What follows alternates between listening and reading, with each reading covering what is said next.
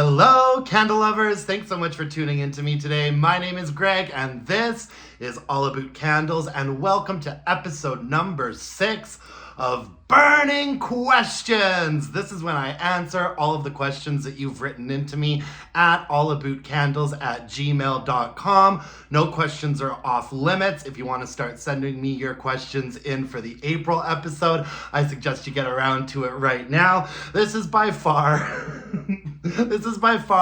the weirdest, kookiest, stupidest, most self-indulgent segment that I do on this channel by far. It's just like a fun little bit of shenanigans that I do here on the last Wednesday of every month. Without further ado, let's get into all of your questions. You know, I gotta print them out and stuff them into an envelope and pretend I've received them the old school snail mail way, because I miss the days of snail mail. And by the way, I am working on getting a P.O. box set up, because a lot of you have said that you would like to write in actual like snail mail questions to me. That would be a dream come true. So I am going to be getting a P.O. box set up eventually here for those folks. Oh, such fun. I wonder who this could be from. Let me put on my fake readers so that I can read.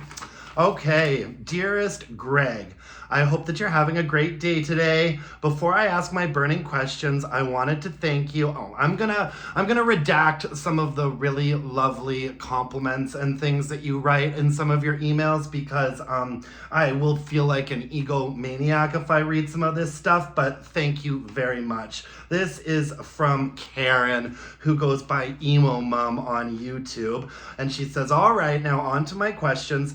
1, how many candles do you burn a day? Not finish, of course. I find that I burn an average of 3 scents throughout the day, and I'm beginning to wonder if that's a bit much. That's a good question. I really couldn't tell ya. I'd say that on an average day, I work from home a lot, you guys, and that's part of the reason why I go through so many candles. I work from home quite a bit, and I'd say that on an average day of working from home, I might have like 5 or 6 different scents going at some point. I never burn more than like 3 fragrances at once. At most, I might have a candle going in my bedroom, in my living space, maybe one in one of the bathrooms, and I usually have something like melting or being crocked in the kitchen. But on a given day, if I am working from home and if I don't go out much, I'll easily go through 4, 5, 6 different fragrances. Like, depends a little bit on the candles that I'm burning too. If they're Goose Creek candles, I limit those to 2-hour burn times, so I'll go through more. If they're Bath and Body Works candles, I'll limit those to like 3-hour burn times. If they are Village candles, I sometimes let Village candles burn for like 8, 9, 10 hours if they're those big like 2-wick tumblers. Yankee candles, I find you can let burn for a long time. But I'll say I'm probably about the same as you, Karen.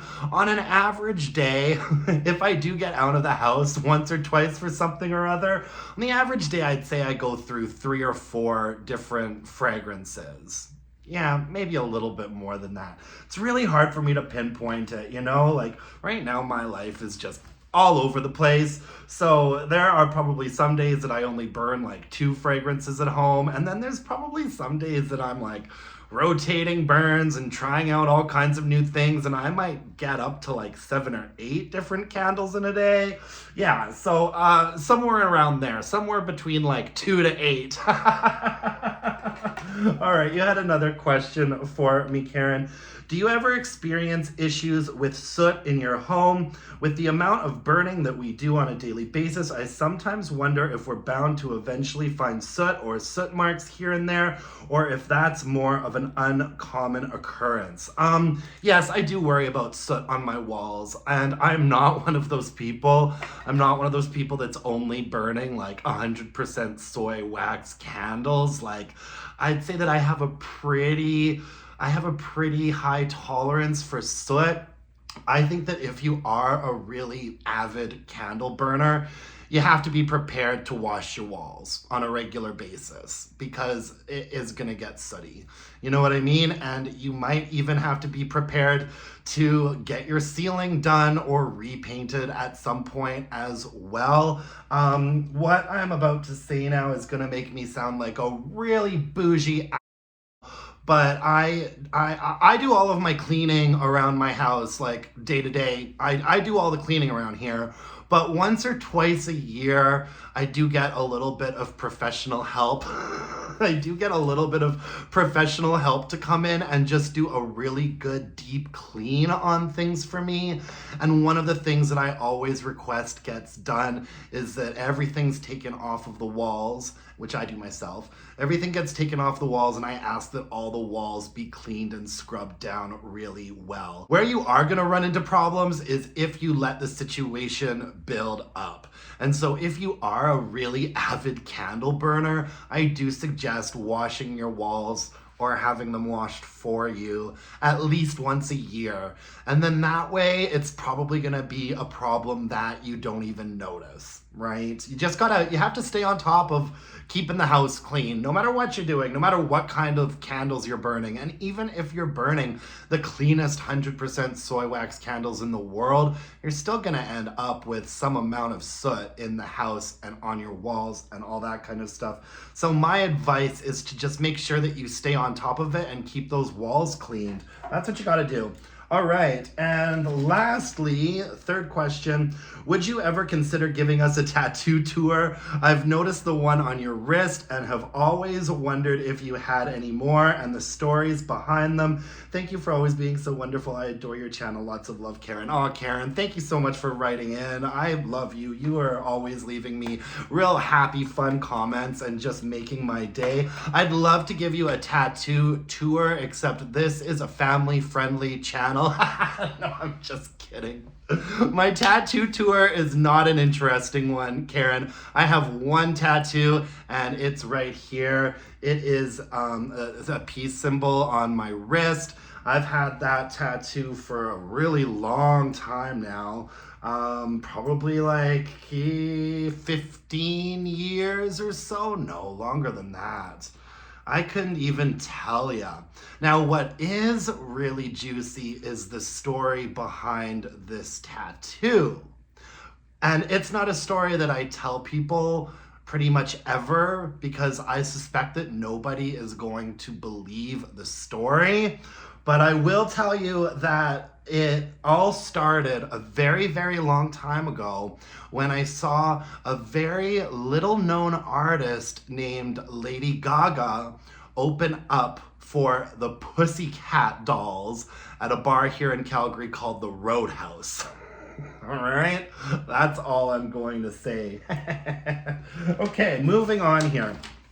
Hi Greg, you frequently mention work on your channel, but I don't recall you mentioning what kind of work you do. I love watching your channel. You're very informative and relatable and fun. Thanks, Nicole. Thanks for writing in, Nicole. I'm getting a lot of questions right now about my job. I have been talking about work a lot more on my channel recently just because it started affecting the channel because I'm so busy and I'm traveling a lot. I've kind of answered this question before in a really sort of general sense. I actually spoke with my boss a couple of days ago and asked him if it was okay for me to talk a bit more about my job on this channel, and his response was actually like, yeah, go for it, put the message out there, put your face out there. So I will try to explain my job. It is kind of a difficult sort of career and job to explain to people. So I work for a tribal council, which is a governing tribal council that acts as a liaison between the Canadian federal government and the First Nations community here in Alberta. We call it the Treaty 7 territories. And so what I do is I work in a governance agency, and I work specifically in engagement. And right now, like the reason why I've been so busy lately and what the change is that I have been made the lead on an anti-human trafficking file. Okay? So you with me here, folks?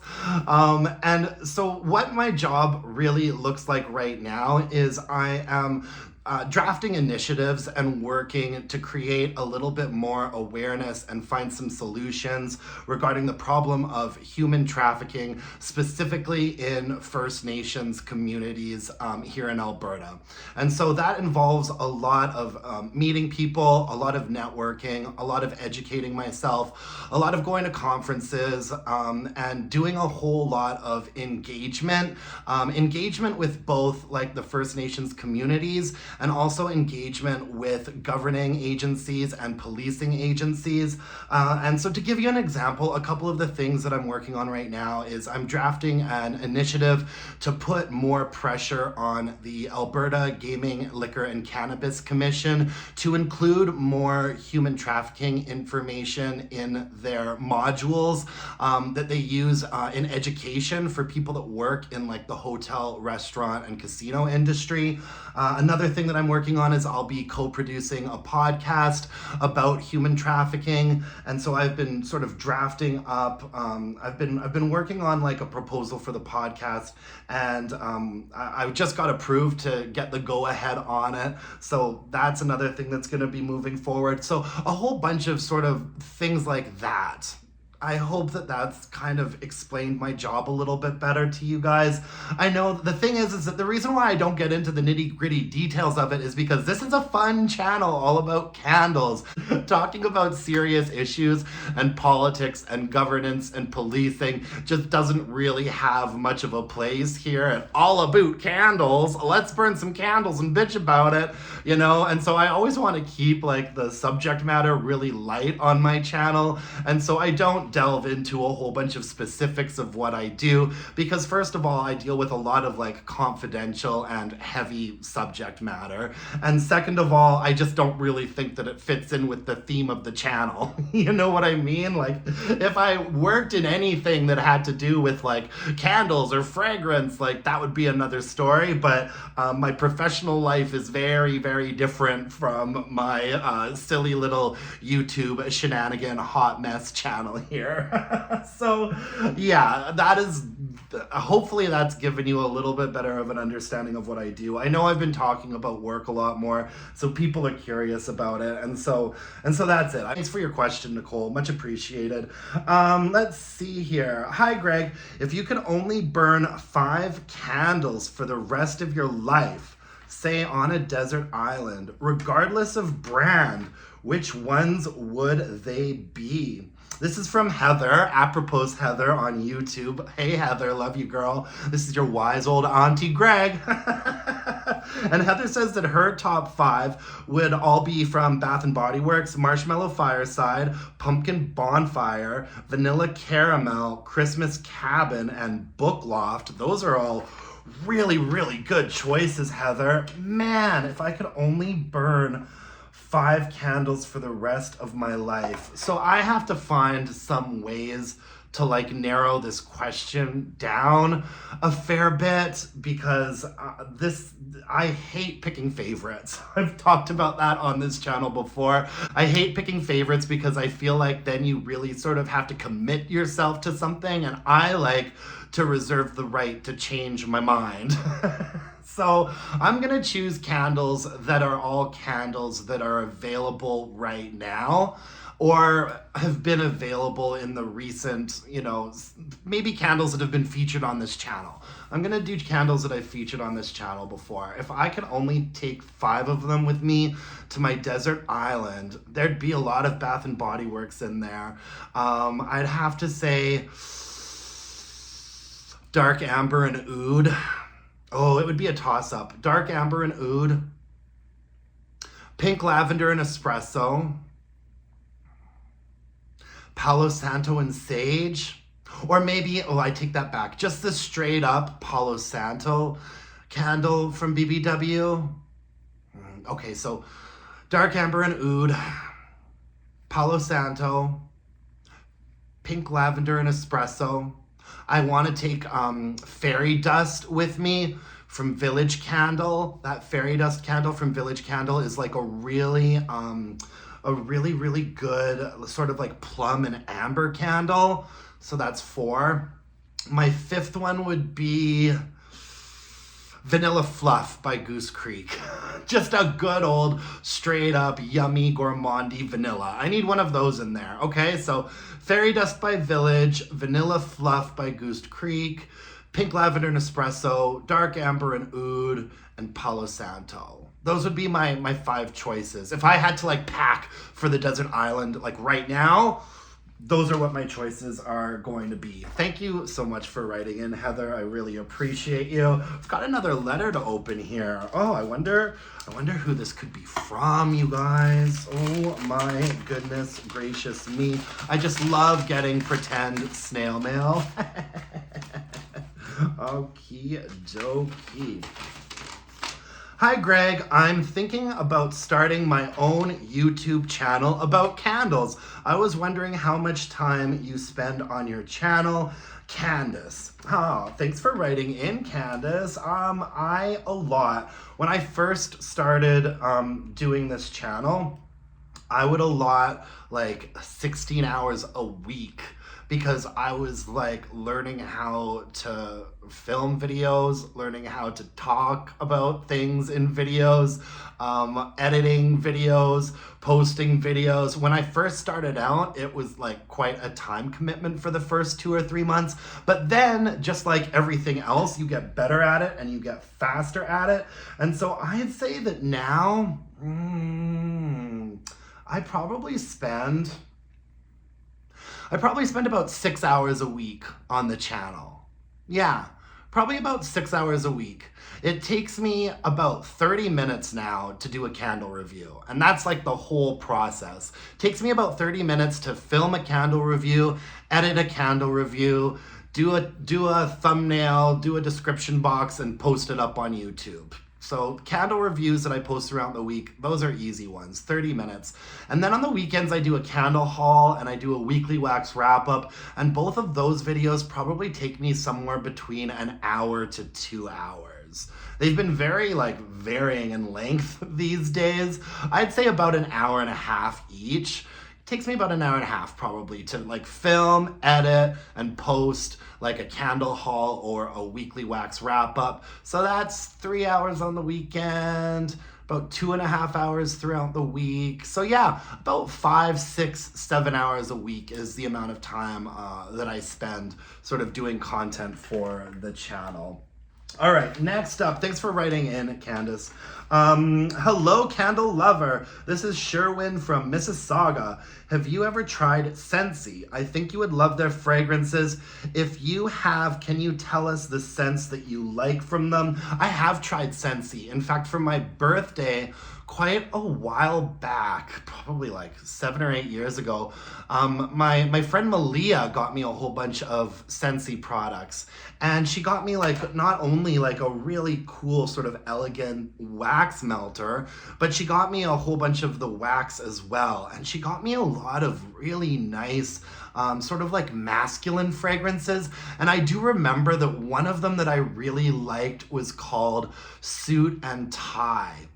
And anyway, so yeah, she gifted me a wax warmer and a whole bunch of wax from Scentsy, and I did go through all of it, and I did really enjoy using it, but at the end of the day, I'm just more of a candle burner. And so I never found myself a Scentsy representative and like started ordering things on a regular basis just because I really do prefer to burn for the most part. Even in my kitchen where I'm always melting things, I really prefer to melt candles just because, you know, I like to stay on top of the brands and Bath and Body Works and Yankee and what's going on. So I have used Scentsy before. I really do like their products and I really like some of the fragrances that I had from them. I just didn't continue using it because I'm just more of a candle burner.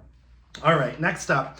Hey Greg, I have a question for your burning questions. My name is Darren. You said you may do more cologne reviews, but then I think you scrapped the idea after your poll.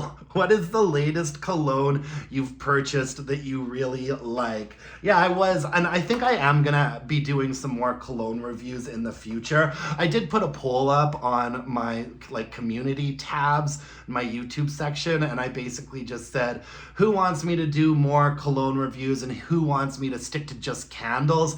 And I think about 70% of people said, yeah, do some cologne reviews, and 30% of people were like, just stick to candles.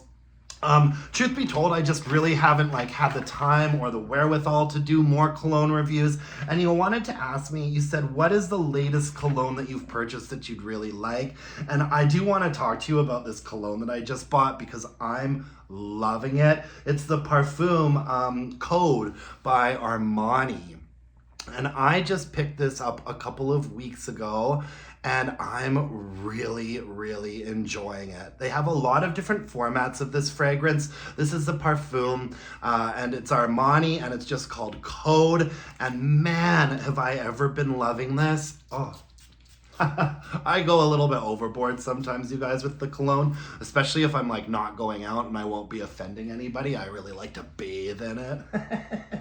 Now, a couple of things that I just love about this cologne right from the get-go is I really enjoy the simplicity of the bottle. It's got a great spray atomizer on it. You see how, a good spray atomizer doesn't ever drip on you or have any wet stuff, and it's a very, very nice, thick mist of fragrance. I always complain about the spray atomizers that Bath & Body Works uses, both on their mists and on their colognes and their perfumes. I really think that they need to upgrade their spray atomizer, but the one on this one is just fabulous. And I also love the fact that the lid is magnetic. It just sort of slides back in there and sort of snaps on. And also this fragrance is wonderful and very intoxicating. I'll talk to you a little bit about the scent notes. I pulled it up on my website here. Brands like Armani really go all out when they're explaining their scent notes to you, but I actually thought some of this stuff was really interesting.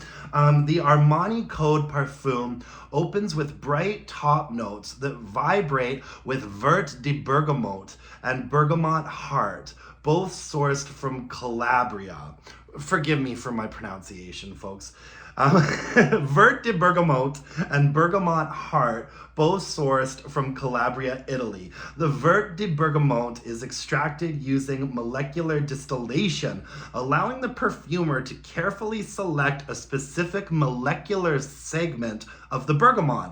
This innovative and exclusive technique of crafting the note captures the bergamot's fresh and green top note while creating long-lasting freshness. And I do have to say that there is a bergamot note in this, but it's not as typical cologne-y as you get from a lot of colognes. There is something really fresh, super fresh, juicy, and vibrant about this bergamot, but it's also not super watery. It's a really fresh, citrusy bergamot.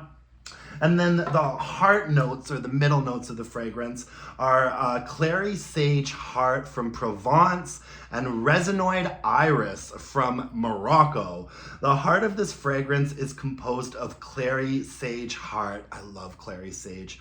Sourced from Provence in the south of France. The fragrance's sophisticated heart is driven by the fusion of natural and technological iris notes. The blend of natural resinoid iris from Morocco and synthetic aldehydes of iris lends a new sensitivity to the aromatic Armani Code signature.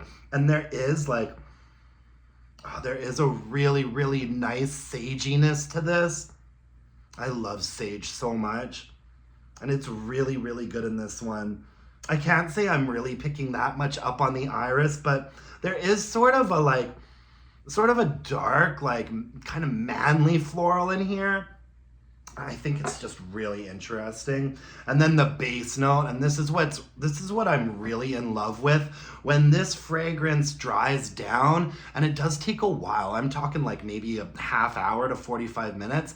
When this fragrance dries down, and it lasts for a really long time. The longevity on this is good. I'd say that this fragrance lasts on my skin like 5 or 6 hours.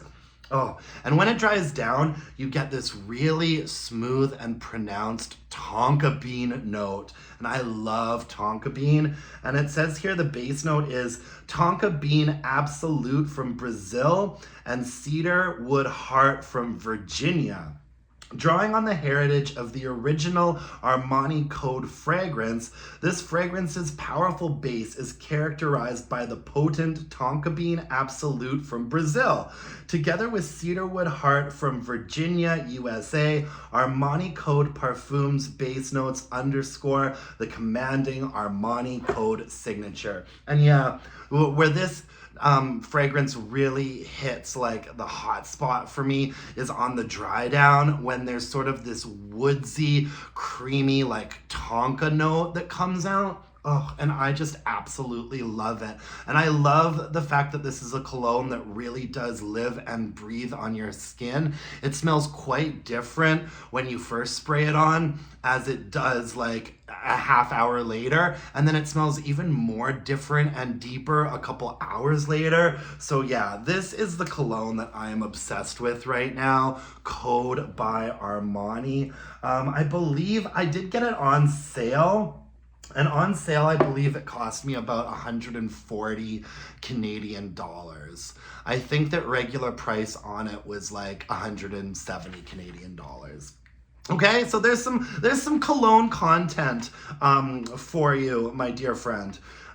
Greg, I've got a burning question. How many candles do you burn at once? You go through so many candles that you must burn many. Your candle-loving friend, Crystal. Hey, Crystal, I just kind of answered this in Heather's question. It kind of depends on the day that I'm having. If I'm working from home, if I'm home all day, then I could go through like 8 different fragrances. If I'm busier, it's going to be somewhere around 2. So the short answer to this question is anywhere from 2 to 8 fragrances. I do go through a lot of candles, and a lot of the reason for that is, working from home. That's the reason why I can go through so many of those big, like, Village Candle 160-hour apothecary jars. The reason why I can go through those so quickly is because I keep them burning on my desk literally all day long. So yeah, I go through a lot of candles. Okay, last but not least, dear Greg, this is for your questions episode. How do you burn your 3-wick candles so nicely? I often watch your reviews where you show how clean the remainder of the wax is on your 3 wicks from Bath & Body Works and Goose Creek. I often have a different experience where the same candle that you're showing, mine gets very dirty and sooty. What is your trick? Thank you, Andrew from Portland. Hey, Andrew, I've been to Portland a couple times. Really, really cool city. Every time I've ever been to Portland, it's been to see a Tori Amos concert. Thank you for your question, Andrew. Yeah, it can be tricky keeping your 3-wick candles from BBW and especially from Goose Creek clean. I'll tell you the basic candle care that I use to keep my candle wax as clean as possible. So the first rule is I never burn Bath & Body Works candles for longer than 3 hours, and I very rarely burn Goose Creek candles for longer than 2 hours. I think that might be the most important thing, right? You have to minimize your burn time. If you burn, and you can maybe go by how deep your wax pool is too. Like, I'd say that once your wax pool starts to be like a centimeter or more, you've definitely got to call it a day and, blow it out. All right. So number 1 tip I have for you is to limit your burn times. Number 2 tip is to make sure that you trim your wicks. every single time. Now, a lot of people might argue with me on this point because they have candles from BBW and Goose Creek that dud out, and you might think that the dudding out is because of trimming wicks. I've never found that to be true in my experiences with burning candles. I find that if you don't trim your wicks, that can cause dudding out because the wicks get sort of like clogged and can't burn and like do their thing properly. I'm using very technical scientific terms here. You have to trim your wicks after every single burn. Now, I don't trim my wicks right after I blow on a candle. I trim my wicks before I relight it. Now, if the wicks have gotten really kind of small, like let's say you're halfway done a candle or 2/3 of the way done a candle, I might only trim off just the teeny little tippy toppiest part of the wick. Right? I do not trim the wicks on first light unless they look really big. If the wicks are like an inch long, then I trim them before I light them for the first time. But for the most part with Bath & Body Works and Goose Creek, I don't trim on the first burn, but I always trim after that. And then another thing that I do is I use a wick dipper. And if like debris has fallen into the wax pool, once I blow out the candle, I'll use my wick dipper to like fish out the little pieces of like wick or burntness or whatever from the wax pool. So I do kind of clean them out that way. And that's about it. Those are the only things that I can really think of in terms of like just basic candle care that I do to avoid, having sooty, gross candles. All right. Thanks for writing in, Andrew from Portland. I appreciate you. And thanks everybody for joining me today. That was fun. I really enjoy doing this burning questions episode. I like to pretend that I'm like Wendy Williams, or like Rosie O'Donnell from back in her like chat show from the 90s. And I really enjoyed getting to talk about some cologne a little bit. Thank you so much for tuning in. I do a burning questions episode on the last Wednesday of every month. If you would like to be featured in the next one, you can email your burning questions to allaboutcandles@gmail.com. If you could hit me up with a like, comment, subscribe to my channel, that would really mean the world to me. And until next time, my dear, gorgeous, and beautiful candle-loving friends, let's burn some candles and bitch about it. Thanks, you guys. Bye now.